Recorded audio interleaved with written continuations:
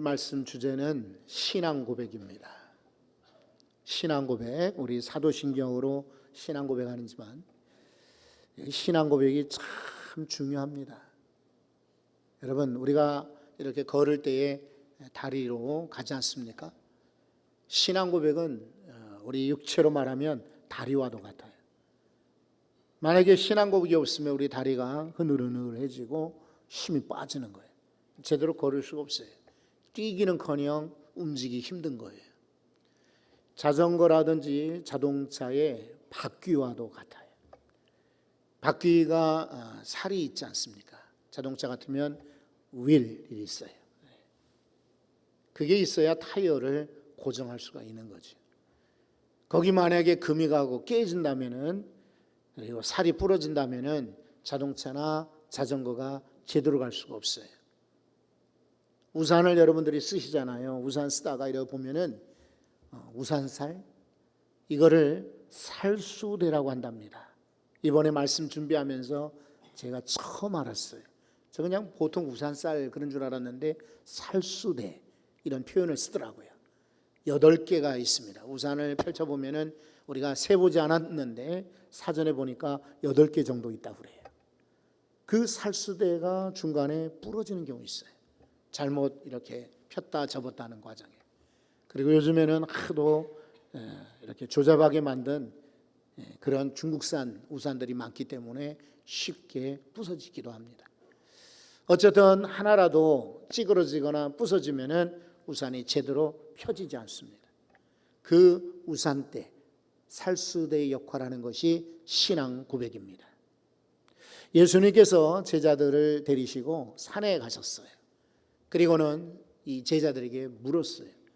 사람들이 나를 누구라고 하더냐? 그러니까 여러 사람들이 세례 요한이라고 합니다.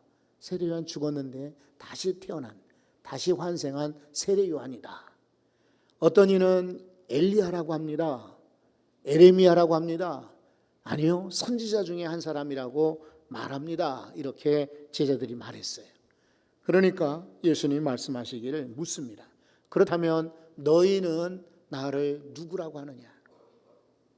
이때 베드로가 아주 귀한 고백을 합니다. 성경 한번 보십시다. 마태복음 16장 16절의 말씀이에요. 여기 같이 읽어봅니다. 시몬 베드로가 대답하여 이르시되 주는 그리스도시요 살아계신 하나님의 아들이십니다. 두 가지죠. 주는 그리스도이십니다. 그리고 살아계신 하나님의 아들입니다. 여러분, 다른 사람 몰라도 늘 만나고 같이 밥 먹고 같이 잠자고 3년 동안 뒹굴었는데, 여러분, 예수님께서도 코를 골고 아마 주무시기도 하셨을 거예요. 예수님께서도 좋은 그런 향기 나는 그 음식을 보면은 와, 맛있다, 이렇게 아마 달려가시기도 했을 거예요. 예수님께서 막 누군가가 밀치고 사람들이 몰려오면은 아유, 왜 이렇게 미느냐라고 짜증도 내셨을 거예요. 왜냐하면 예수님은 철저한 하나님이신 동시에 철저한 인간의 몸을 입으신 인간이셨기 때문에 그렇습니다. 그런데 그것을 옆에서 다 지켜봤던 베드로가 예수님은요 바로 그리스도 메시아입니다, 주님은 하나님의 아들이십니다 라고 고백하는 것이 쉬운 일 아니잖아요. 그러니까 예수님은 이 신앙 고백을 듣고 기분이 아주 좋으셨어요. 그리고 베드로에게 축복하셨어요. 베드로야, 네가 참 좋은 고백을 했구나. 그러나 이것을 알게 한 것은 네가 아니라 하늘에 계신 아버지다. 그리고 너희 이 고백 위에 교회를 세우겠다. 이렇게 칭찬하셨어요.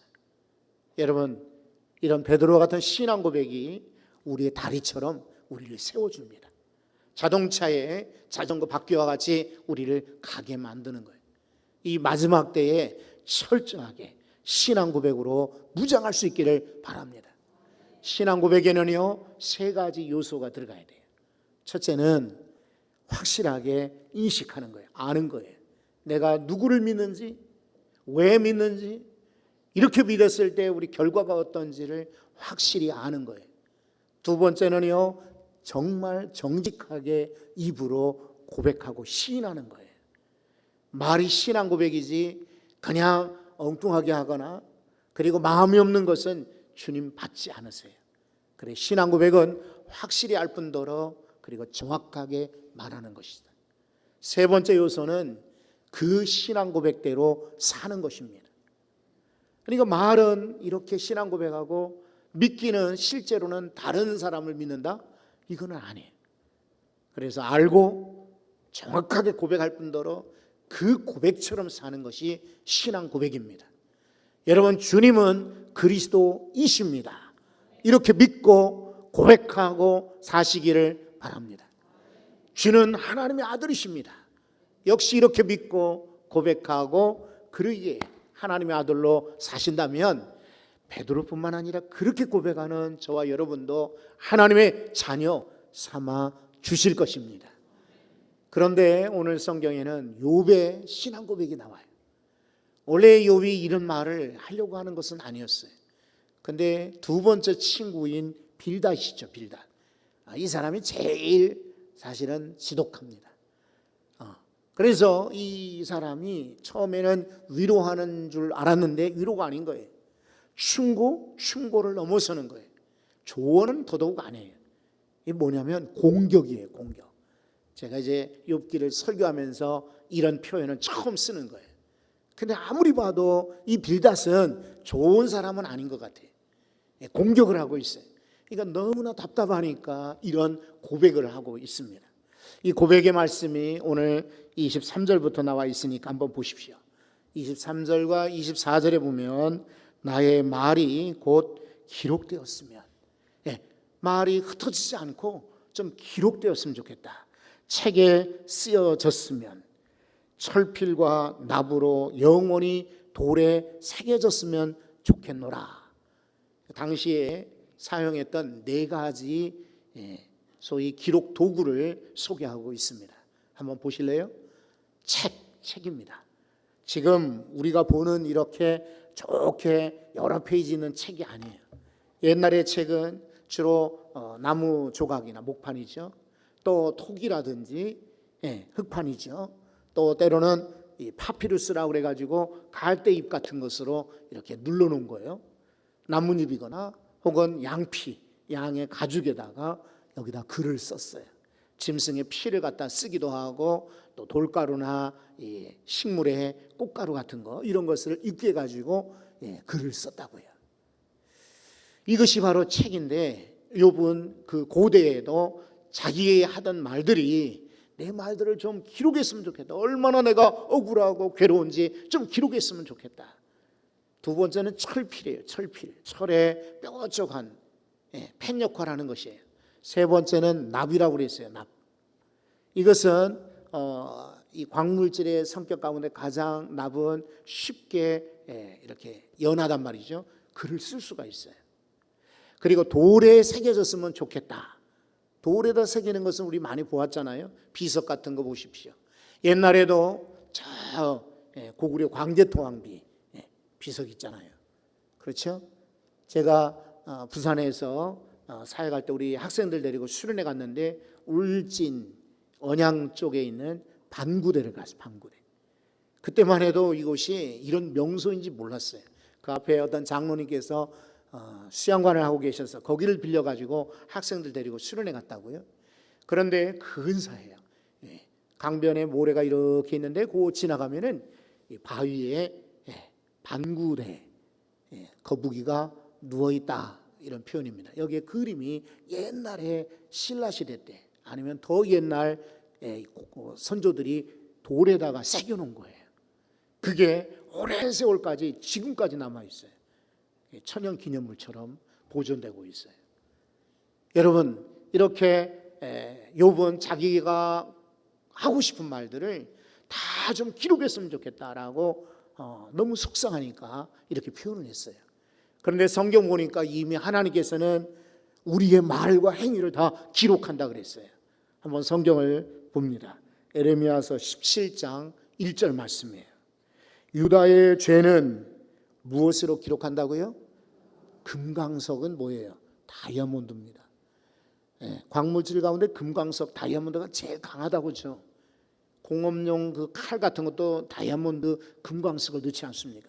금광석 곧 철 끝으로 바위나 진흙판에 새기는 것인데 기록되되 그들의 마음판과 그들의 제단뿔에 새겼다라고 말하고 있습니다. 유다, 이스라엘과 유다 할 때 그 유다 민족의 죄는 이미 어떤 것으로도 기록하지 않고 금강석, 가장 강한 다이아몬드 철로 기록했다. 지워지지 않게 마음판에도, 그리고 저들이 제물을 드리는 그 제물판에도 드렸다라고 말하고 있어요. 여러분 그렇지요? 우리들의 기록은 사라집니다. 저 중학생 때 일기를 썼는데 지금 그 일기장이 어디 갔는지 모르겠어요.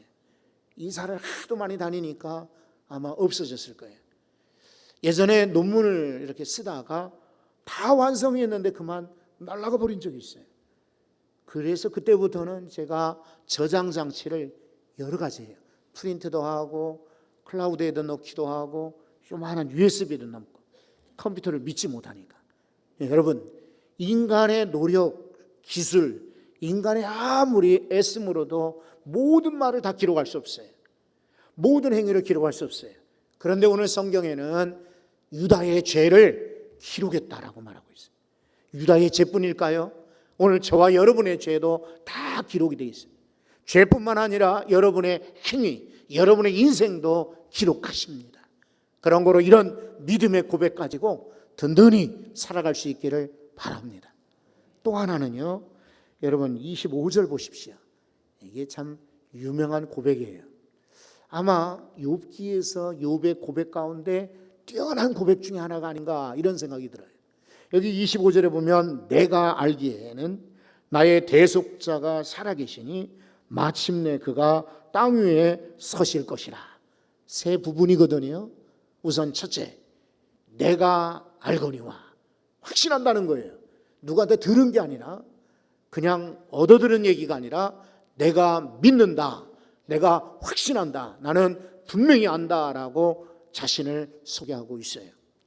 욥이요 지금 어떤 상태건 환난을 받고 고통을 받고 그리고 빈털털이 되고 그리고 질병에 걸리고 다 사람들이 무시하고 멸시하고 그를 책망하는 처참한 상황이에요.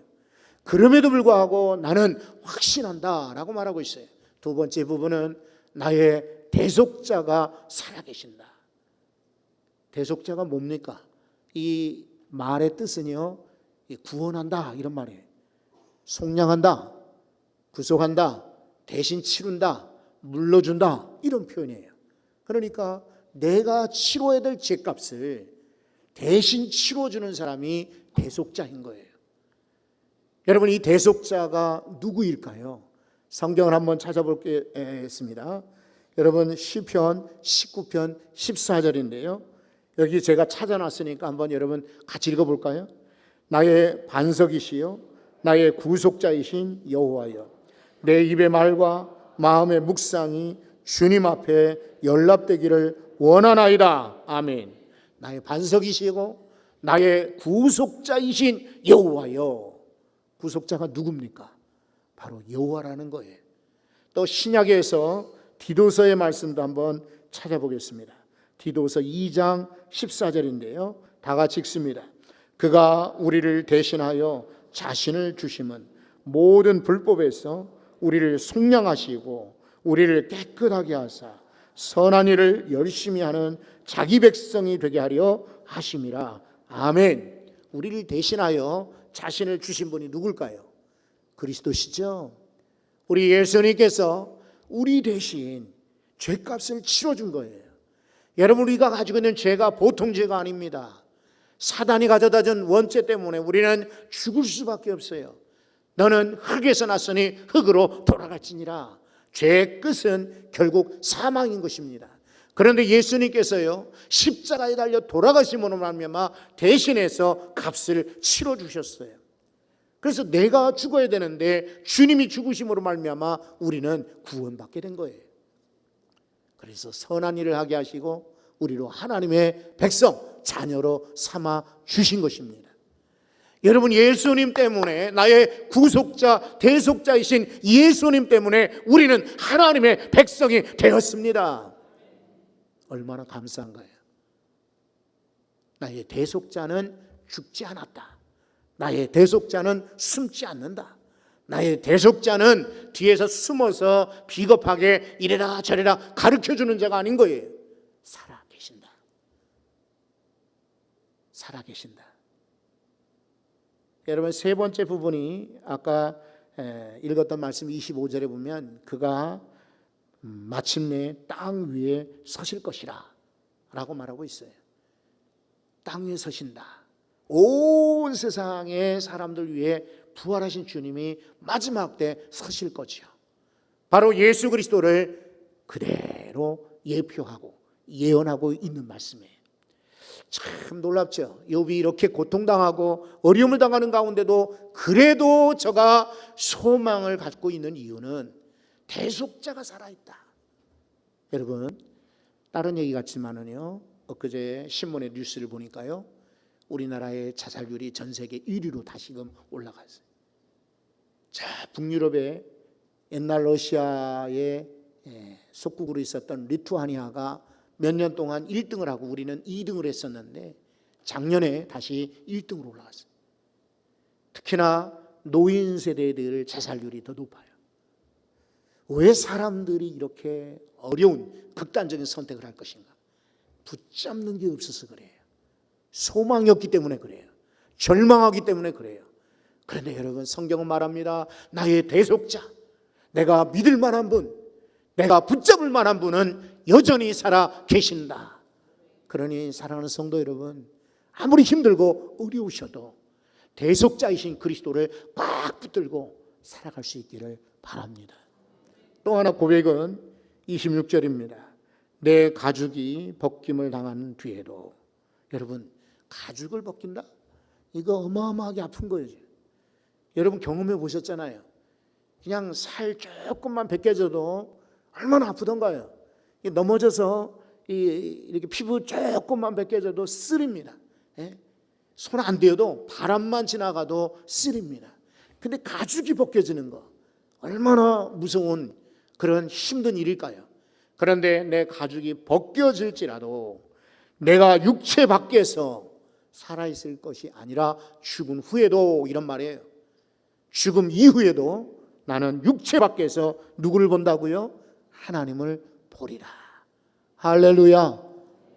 여러분, 우리가 아무리 힘들어도, 죽을 만큼 괴로워도, 아무리 고통스러워도 하나님을 보리라.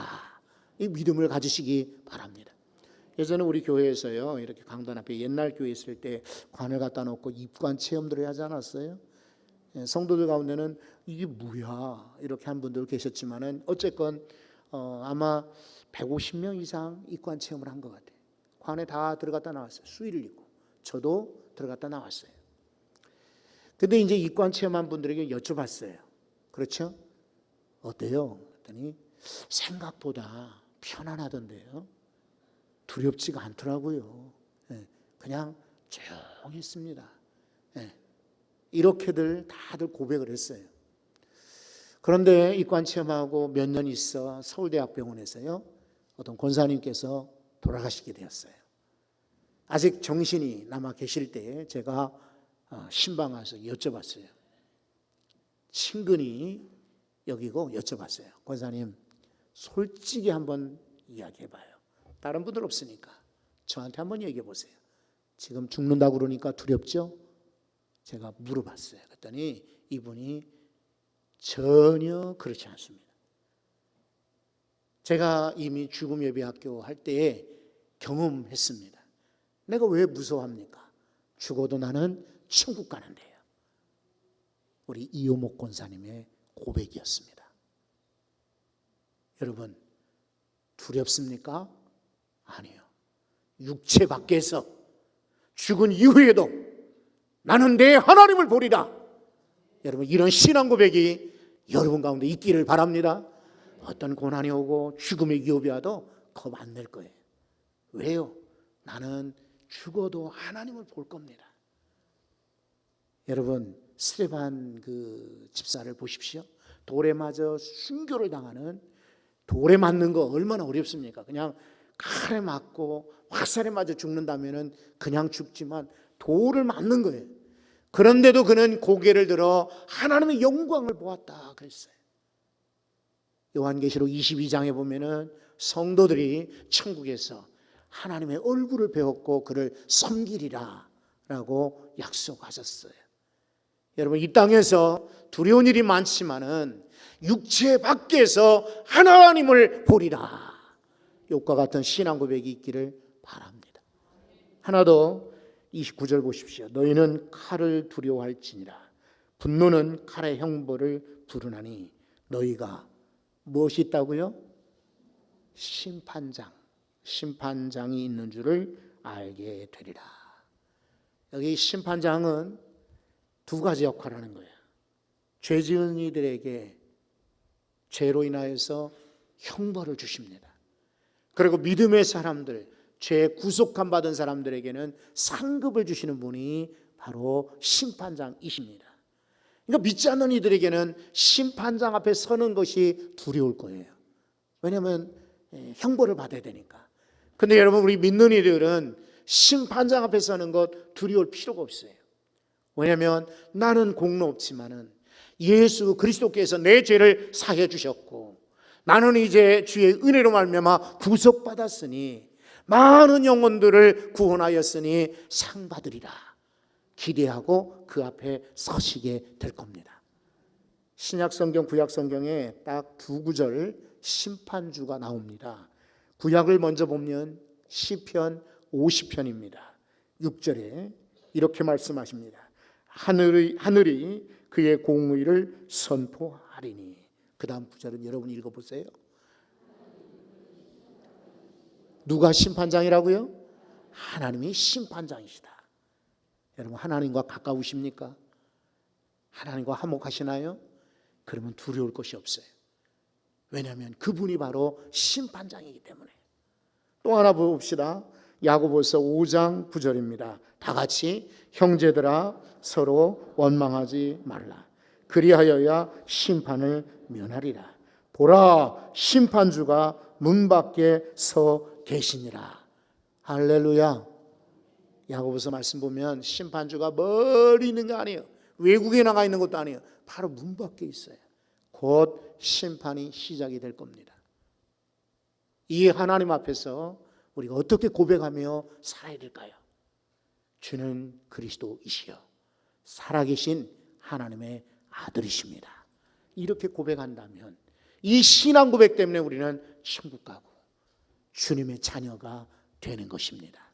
저는 오늘 예배에 나오신 여러분들이 확실히 알고 진지하게 고백하고 그리고 이대로 산다면 욥과 같이 하나님을 만나고 하나님 앞에 서실 거예요. 오늘 한번 그렇게 고백해 보시겠어요? 주는 그리스도시요 살아계신 하나님의 아들이십니다. 다 같이 고백합니다. 주는 그리스도시요 살아계신 하나님의 아들이십니다. 할렐루야. 기도하겠습니다.